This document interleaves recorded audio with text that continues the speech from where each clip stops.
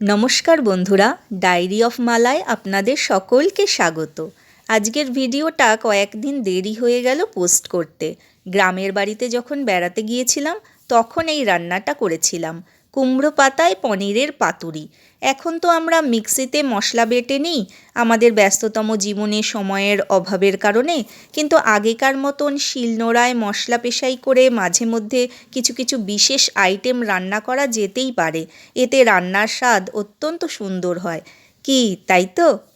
পনির নিয়েছি 350 গ্রাম মতন, একটু বড় বড় টুকরো করে কেটে নিয়েছি।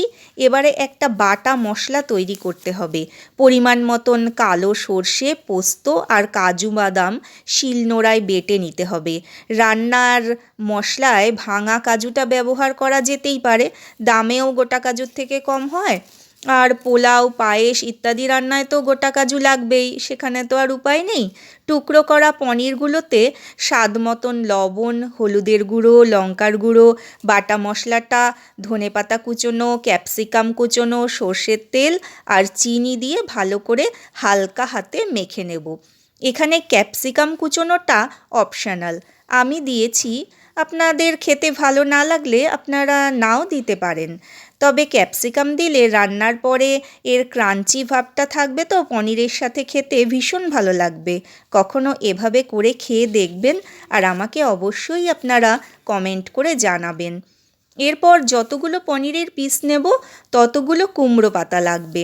পাতাগুলো আমি আগে থেকেই পরিষ্কার করে ধুয়ে রেখেছি আর মিনিট 5-7 মতন উষ্ণ গরম জলে নুন দিয়ে ভিজিয়ে রেখেছিলাম পাতাগুলো, যাতে করে পাতাগুলোর মধ্যে যদি কোনো ছোটোখাটো পোকা থেকে থাকে তাহলে সেটা নুন গরম জলে ভেজানোর কারণে জীবাণুমুক্ত হয়ে যায়।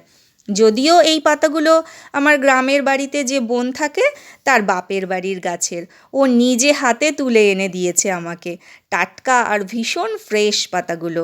এবারে একটা একটা করে কুমড়ো পাতা নেব আর অল্প অল্প করে সর্ষের তেল বুলিয়ে নেব পাতার উপরে, এবং একটা করে মশলা মাখানো পনিরের টুকরো দিয়ে মুড়ে সুতো দিয়ে ভালো করে বেঁধে নেব, যাতে খুলে না যায়, সেই জন্য একটু ভালো করে বাঁধতে হবে। এই রান্নার জোগাড়টা করতেই একটু যা সময় লাগে, রান্নাটা কিন্তু খুব তাড়াতাড়িই হয়। এরপর সব পাতাগুলোকে একে একে পনিরের টুকরো মশলা সমেত দিয়ে তার উপরে একটা করে কাঁচা লঙ্কা দিয়ে মুড়ে ভালো করে রেখে দিতে হবে, এবং কড়াইতে অল্প সর্ষের তেল দিয়ে কম আঁচে আস্তে আস্তে ভাজতে হবে, ঢাকনা দিয়ে দিয়ে এপিট ওপিট করে। এখানে আমি কাঠের জালে মাটির উনুনে রান্নাটা করেছি, এই রান্নার স্বাদ তাই আরও বেশি অসাধারণ হয়েছিল। এই রান্নাটা যদি আপনাদের ভালো লেগে থাকে তাহলে আমাকে প্লিজ কমেন্ট করে আপনারা বলবেন, এবং প্লিজ আমার চ্যানেলটা সাবস্ক্রাইব করে আমার পাশে থাকবেন।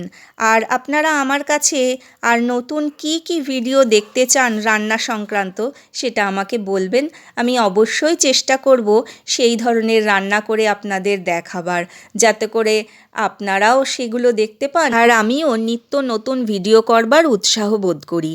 এই পাতুরিটা কলা পাতাতেও করা যেতে পারে, তবে কুমড়ো পাতায় করলে এর একটা বিশেষ সুবিধা হয়, আমরা পাতাটাও ইচ্ছে হলে খেতে পারি। গরম গরম ধোয়া ওঠা ভাতের সঙ্গে এই পাতুরিটা পেলে খাওয়াটা এক্কেবারে জমে যাবে। যারা যারা আপনাদের মধ্যে আমার মতন নিরামিষ খেতে পছন্দ করেন তারা এইভাবে করে খেয়ে দেখবেন, ভীষণ ভালো লাগবে। আজ মা রান্না করেছিল মুসুরির ডাল সেদ্ধ, আলু সেদ্ধ, যা সর্ষের তেল কাঁচা লঙ্কা দিয়ে মেখেছিল, গরম ভাত আর কাঁচা তেঁতুলের চাটনি।